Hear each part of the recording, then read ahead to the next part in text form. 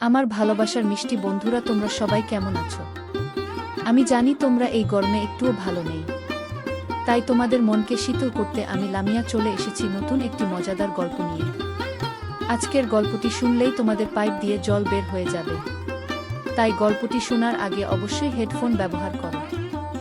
Hello বন্ধুরা, তোমরা সবাই কেমন আছো? আশা করছি সবাই ভালো আছো। আজ তোমাদের এমন একটি গল্প শোনাবো যে গল্পটি শোনার পর তোমাদের মাথা ঘুরে যাবে। তাহলে মূল গল্পটি তোমাদের সাথে শেয়ার করি। আমার স্বামী কয়েকদিন ধরে রোজ সময় পেলেই জানালা খুলে নিচে পাশের বাড়ির উঠানের দিকে তাকিয়ে থাকে। প্রথম আমি সেটাকে স্বাভাবিক ঘটনা বলে মনে করে ব্যাপারটা খুব একটা আমলে নিইনি। কিন্তু সেটা যখন আমার চোখের সামনে ঘন ঘন হতে লাগলো, তখন আর নিজের কৌতূহল চেপে রাখতে পারলাম না। খুব জানার ইচ্ছে হতে লাগলো ঘটনাটা আসলে কি। আমার স্বামী আশরাফ নিচে তাকিয়ে পাশের বাড়িতে কি এমন জিনিস অমন অপলক দৃষ্টিতে তাকিয়ে দেখে, তা জানতে স্বামীর বিরুদ্ধে আমি তলে তলে গোয়েন্দাগিরি শুরু করলাম। কখন সে জানালার সামনে গিয়ে দাঁড়ায় তাই লক্ষ্য করতে থাকলাম। ইচ্ছে আছে ঠিক তখনই গিয়ে তাকে জিজ্ঞেস করব, কি দেখো অমন করে।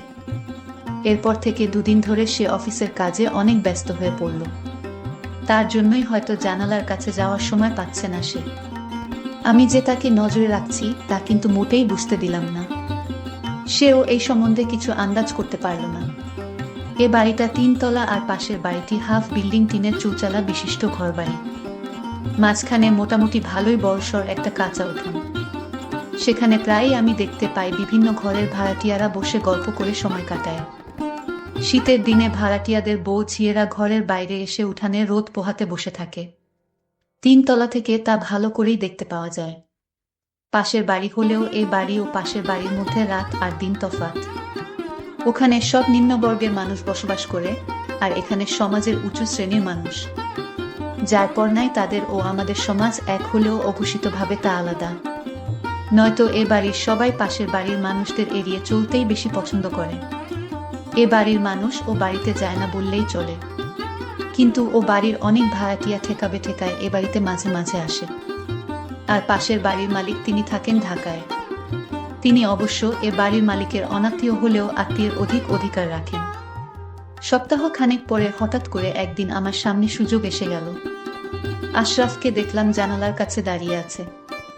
সেই অবস্থায় তাকে দেখে কাছে গিয়ে জিজ্ঞেস করলাম, কি গো, তুমি নিচের দিকে তাকিয়ে প্রতিদিন কি দেখো? আমার স্বামী স্বাভাবিকভাবে বলে, কই কিছু না তো। আমি তার কথা বিশ্বাস করতে পারলাম না। পুরুষ মানুষের চোখ দুটি কিসের দিকে বেশি আকৃষ্ট হয় তা তো আর আমাকে কারো বলে দিতে হবে না। আমি তা ভালো করেই জানি। তাই স্বামীর সরল কথা আমি এত সহজে মেনে নিতে পারছি না। অবশ্য পাশের বাড়িতে অমন কেউ নেই যে আমাকে টেক্কা দিতে পারে। আর ওরা তো অনেক দিন ধরেই সেখানে আছে। আগে তো কখনো এমন স্বভাব ছিল না আমার স্বামীর। তবে হঠাৎ করে কি এমন দেখার জিনিস গজালো সেই বাড়িতে, তা আমাকে জানতেই হবে। মনে মনে ভাবলাম, নিশ্চয়ই নিচের সেই বাড়িতে দেখার মতো কিছু একটা অবশ্যই আছে। নইলে প্রতিদিন সে একই রুটিন মেনে চলছে কেন? সেদিন থেকে আমার স্বামী জানালার কাছে কম যায়। আমিও তাই সবসময় একটা চোখ সেদিকেই রাখি। কিন্তু এখন আর ওকে জানালার কাছে বেশি যেতে দেখি না।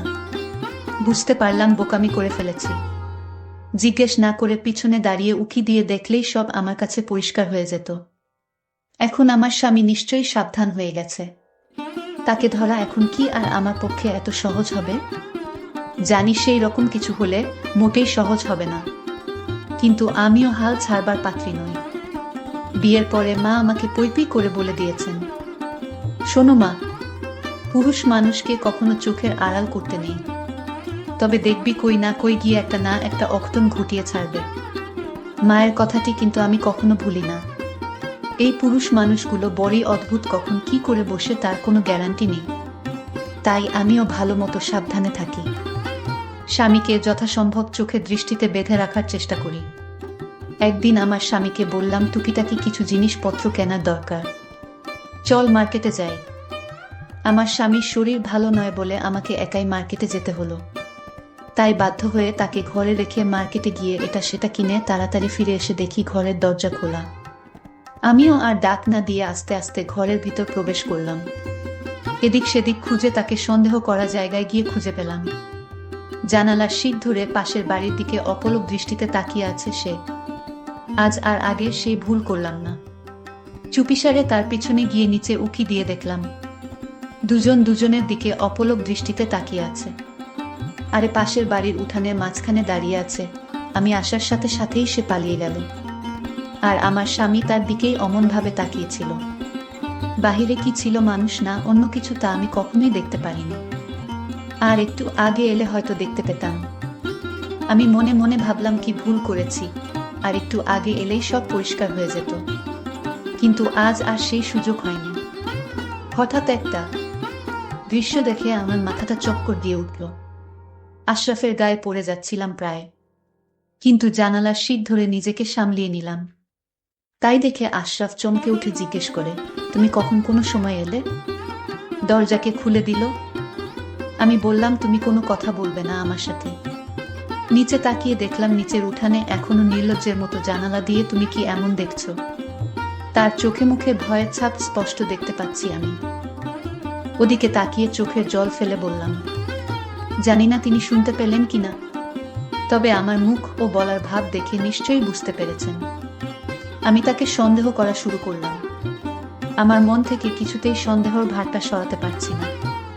সেখানে সন্দেহ ছাড়া কিছুই ছিল না আমার। আমার স্বামী আমাকে অনেক বোঝানোর চেষ্টা করলেন, কিন্তু আমি তার কোনো কথা শুনতে রাজি হলাম না। সেদিন থেকে 1 সপ্তাহ ধরে দুইজন 2 রুমে থাকি। স্বামীর সব কাজ নীরবে করে যায়, কিন্তু কথা বলতে মন চায় না। ভাবি আমার স্বামীর এমন স্বভাব, আমি কখনো স্বপ্নেও তা ভাবতে পারি না। আমি আমার স্বামীকে অনেক ভালোবাসি। সে মানুষটা মোটেও খারাপ নয়। হয়তো চোখের নেশায় পড়ে গিয়েছিল, কিন্তু জানালা দিয়ে আমি তো কিছুই দেখতে পেলাম না। তাহলে আমার স্বামী জানালা দিয়ে কি এমন দেখে? আমার সন্দেহ মনে লেগেই থাকলো। এখন আর কতদিন ধরে জানালার ধারে কাছেও যায় না সে। হয়তো নিজের ভুল এখন সে বুঝতে পেরেছে। আর আমি বা নিজের স্বামীকে শুধু শুধু একা দোষী ভাবছি কেন? ভাবলাম একদিন গিয়ে কয়েকটি কথা ওনাকে ভালো করে শুনিয়ে আসব। কিন্তু কাকে শোনাবো এই কথা? বলবো এভাবে আমার স্বামীর দিকে তাকিয়ে না থেকে নিজের মানুষটার দিকে নজর দিক। কিন্তু আমি কাকে বলবো সেই কথা? আমি তো কাউকে দেখতে পাইনি। আমি যদি শিওর কাউকে দেখতে পারতাম তাহলে এই কথাগুলো সেই মানুষটাকে বলা যেত। কিন্তু আমি ভাবলাম ওই বাড়িতে মহিলারা আছে, তাদেরকে এই কথাগুলো বলে আসি। কিন্তু মনে মনে ভাবলাম একজনকে সরাসরি না থেকে তাকে শুধু সন্দেহ করা ঠিক না। আর আমি যে কথাগুলো বলতে ভাবছিলাম তাও তো বলা ঠিক হবে না, কারণ আমি তো কাউকে দেখতেই পাইনি। যদি কাউকে ধরা যেত তাহলে হয়তো কথাগুলোর আগেই বলতাম। যাই হোক, আমি আমার স্বামীর সাথে ঝগড়া করলাম, কিন্তু যেহেতু সরাসরি কাউকে দেখতে পাইনি, সেহেতু স্বামীর সাথে ঝগড়া করার কোনো মানে হয় না। আমি ভাবলাম যেদিন নিজ চোখে দেখতে পারবো সেদিন হবে বোঝাপড়া। আজ মনে মনে সিদ্ধান্ত নিলাম স্বামীর সাথে ঝগড়া মিটিয়ে ফেলবো। তাই আয়নার সামনে দাঁড়িয়ে নিজেকে গুছিয়ে নিলাম। আশরাফ বসে বসে টিভি দেখছে। আমি তো তার সাথে কথা বলি না, তাই টিভিতে এটা সেটা দেখেই সে এখন সময় কাটায়। আর সকাল হলে তো অফিসে যাওয়ার ব্যস্ততা শুরু হয়ে যায়। নিজেকে আয়নার সামনে ভালো করে আরও একবার দেখে নিয়ে তারপর ড্রয়িং রুমের দিকে এগিয়ে গেলাম। ভাবছি হঠাৎ করে পিছন থেকে হাত দিয়ে তার চোখ দুটি ধরে চমকে দিব। ড্রয়িং রুমে টিভি চলছে, কিন্তু আশরাফ সেখানে নেই। সে জানালার কাছে গিয়ে দাঁড়িয়ে আছে। আমি তাকে সেখানেই পিছন থেকে চোখ বেঁধে তাকে চমকে দিয়ে বললাম, আর ঝগড়া নয়। কিন্তু হঠাৎই আশরাফ পকেট থেকে কিছু একটা বের করে জানালা দিয়ে নিচে ছুঁড়ে দিল। আমি তৎক্ষণাৎ জিজ্ঞেস করলাম, তুমি কি ছুঁড়ে দিলে? চিঠি, মানে প্রেমপত্র। আশরাফ আমার দিকে তাকিয়ে বলে, কিছু না। তবে হিমা, তোমার মাথাটা শীঘ্র নষ্ট হতে চলেছে। বাজে চিন্তা বাদ দাও। আমি তার কথা বিশ্বাস না করে কাছে গিয়ে নিচে তাকিয়ে কাউকে দেখতে পেলাম না। ভাবলাম আমার চোখের ভুল হবে হয়তো। আশরাফকে বললাম, আমি ঠিক করেছি আজ থেকে তোমার সাথে আর ঝগড়া করব না। তুমিও আমার মনে কষ্ট লাগে এমন কাজ করো না প্লিজ। আশরাফ হেসে বলে, ঠিক সিদ্ধান্ত নিয়েছ। আমি কখনোই এমন কাজ করব না কখনো, যাতে তুমি কষ্ট পাও। সেদিন আমরা অনেক জায়গায় ঘুরতে গেলাম, কিন্তু পরদিন জানালার কাছে একটা 1000 টাকার নোট পড়ে আছে দেখে তুলে নিলাম।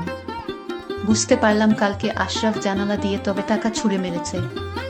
তাড়াহুড়ো করে একটা হয়তো পড়ে গিয়েছিল। টাকাটা তুলে নিয়ে রেখে দিলাম। রাতে বাসায় ফিরে এলে 1000 টাকার নোটটি আশরাফের হাতে দিয়ে বললাম, সকালে পেলাম, জানালার কাছে পড়েছিল। আশরাফ বলল, তুমি পেয়েছো, তোমার কাছেই রেখে দাও। আমি টাকাটা ওর হাতে তুলে দিয়ে বললাম, আমার এই মাসের হাত খরচের টাকা প্রায় সবই জমা হয়ে আছে। আশরাফ আর কিছু না বলে টাকা পকেটে ঢুকিয়ে নেয়। মাসখানেক ভালোই কাটলো আমাদের, কিন্তু হঠাৎই সবকিছু যেন তাসের ঘরের মতো ভেঙে পড়ল। আমি শুধু দেখে কষ্টে পেলাম, কিছু করতে পারলাম না।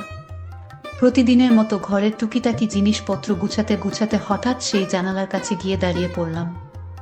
নিচের দিকে চোখের দৃষ্টিটা না চাইতেও চলে গেল।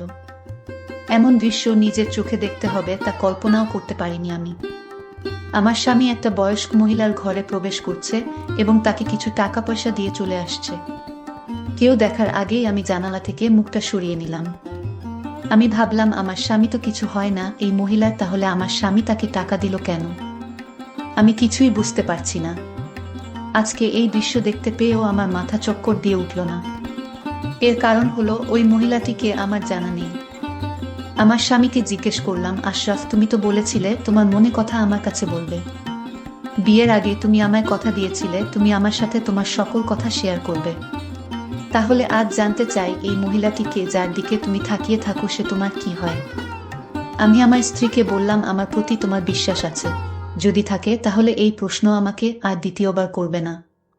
কেন করব না? আমাকে তোমার বলতেই হবে উনি কে, ওনার সাথে তোমার কিসের সম্পর্ক? এই কথা বলার সাথে সাথেই আমার স্বামী আমাকে একটি জোরে চড় মারে। আমি চোখের পানি ধরে রাখতে পারিনি, আমি কান্না করতে লাগলাম। আমার স্বামী তখন বলল, আমার চোখের আড়াল হয়ে কান্না করো। যে স্ত্রী তার স্বামীকে বিশ্বাস করে না তার প্রতি আমার কোনো দায়িত্ব নেই, তার দুঃখ বুঝার দরকারও আমার। আমার স্ত্রী তখন বলল, এই সংসারে আমি আর থাকতে চাই না। খুব স্বাভাবিকভাবেই নিচে নেমে এলাম। তারপর পাশের বাড়ির ভিতরে প্রবেশ করে সেই ঘরের সামনে এসে দাঁড়ালাম। নিজেকে একটু সামলিয়ে নিয়ে দরজা ধাক্কা দিলাম। দরজাটা খোলাই ছিল। দেখতে পেলাম আমার স্বামী কতগুলো টাকা সেই মহিলার হাতে দিয়ে বলছে, এই টাকাগুলো রাখো, শেষ হলো আমাকে জানিও, আমি তোমার জন্য আবার টাকা নিয়ে আসব। তোমার ওষুধ যা লাগে কিনে নিও। আমার মাথায় একটা কথাই সারাক্ষণ ঘুরপাক কাটছে, সেই মহিলাকে আমার স্বামী টাকা দেয় কেন? তার সাথে কিসের সম্পর্ক? আমার মনকে আমি কিছুতেই বুঝাতে পারছি না। আমার মনের সন্দেহ লাগলো, তাহলে কি ওই মহিলার সাথে?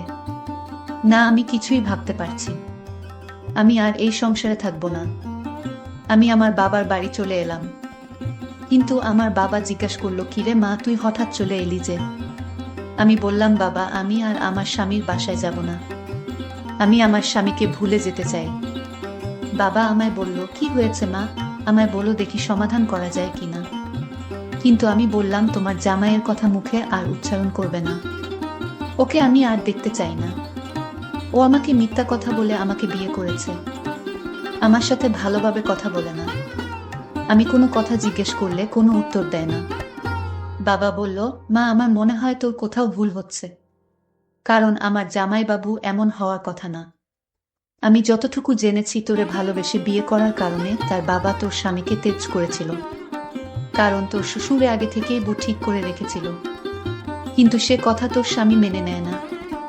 সে তার বাবার কথার অবাধ্য হয়ে তোকেই বিয়ে করেছিল, আর সকল সম্পত্তি থেকে বঞ্চিত হয়েছে। আর সে অন্য কাউকে ভালোবাসতে পারে সেটা আমার বিশ্বাস হয় না রে মা। আমি বলি কি, তুই তোর স্বামীর কাছে ফিরে যা, তোর মঙ্গল হবে। হঠাৎ আমার স্বামী আমার বাড়িতে এসে পড়ল। আমি বললাম, তুমি এখানে আসছো কেন? আমার কাছে আর কি চাও? তোমার তো ওই মহিলাই আছে দেখাশোনা করার জন্য।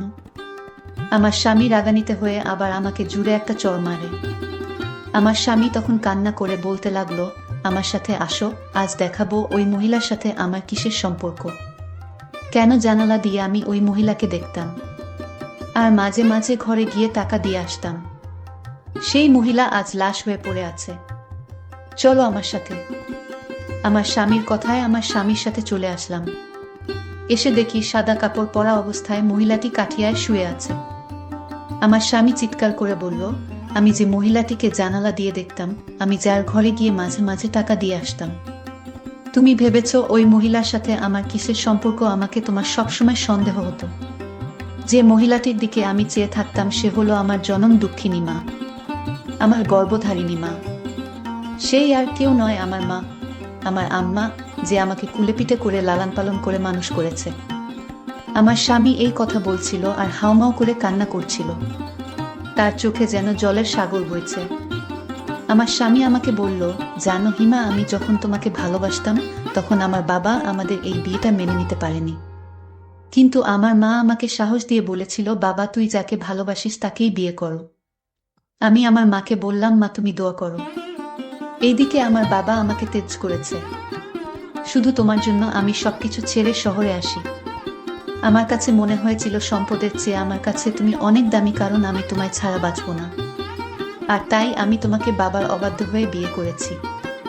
আমি যখন বাড়ি থেকে বের হয়ে আসি তখন আমার মা আমাকে দেখার জন্য ছটপট করত, ঘুমাতে পারতো না, বাবাকে বলতো আমার ছেলেকে এনে দাও। আমার বাবা মায়ের কথা কিছুতেই শুনতো না।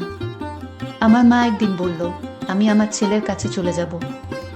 বাবা তখন উত্তর দিল, চলে যেতে হলে চিরদিনের জন্য চলে যাও, এ বাড়িতে আর আসতে পারবে না। আমার মা মান সম্মানের দিকে চেয়ে বাবার কাছেই রইল, কিন্তু আমার বাবাকে কৌশল করে আমার মা বলল, গ্রামে ভালো লাগে না। আমার মা জানতো আমি কোথায় থাকি, আর আমার বাসার পাশে একটা ভাড়া বাসা রাখে, যাতে আমার মা আমার মুখখানা দেখতে পারে। আমার মা ওই উঠোনে প্রতিদিন দাঁড়িয়ে থাকতো, আর আমি জানালা দিয়ে দেখতাম আমার মায়ের চাঁদ মুখ, আর আমার মুখটাও আমার মা ভালো করে দেখতে পেত। এই জন্য আমি জানালার দিকে তাকিয়ে থাকতাম আমার মাকে দেখার জন্য। এটা কি আমার অপরাধ? আর তুমি আমাকে অযথা সন্দেহ করতে। একদিন আমার মা ইশারায় বলল, মায়ের ঘরে যেতে। মায়ের শরীরটা তেমন ভালো ছিল না, বাবাও ওষুধ কিনে দিত না তেমন একটা। আমি মায়ের ঘরে প্রবেশ করে আমি আমার মাকে কিছুদিন পর পর টাকা দিয়ে আসতাম।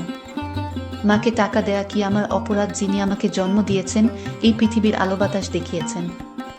আজ আমার মা আর নেই। আমার মা গতকাল মারা গিয়েছে, আজও তার লাশটা দাফন করিনি, কারণ তোমার ভুল ভাঙানোর জন্য। তখন হিমা কান্না করতে করতে বলে উঠল, আমি তোমাকে অযথা সন্দেহ করতাম, আজ আমার ভুল ভেঙে গেছে। তুমি মায়ের জন্য যা করেছ তাতে আমি অনেক খুশি, আর দয়া করে আমাকে মাফ করে দাও।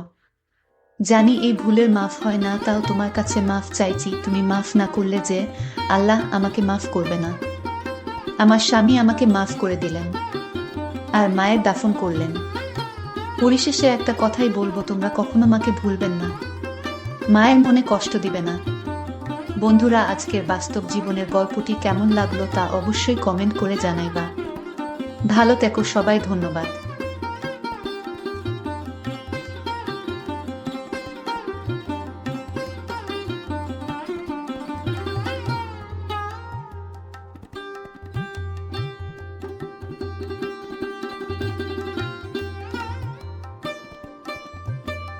বন্ধুরা, আমি লামিয়া অনেক কষ্ট করে তোমাদের জন্য ভিডিও বানাই, আর পরবর্তী গল্পে আমি আমার ইমো নাম্বার দিব এবং তোমরা সবাই আমার সাথে ভিডিও কলে কথা বলতে পারবা।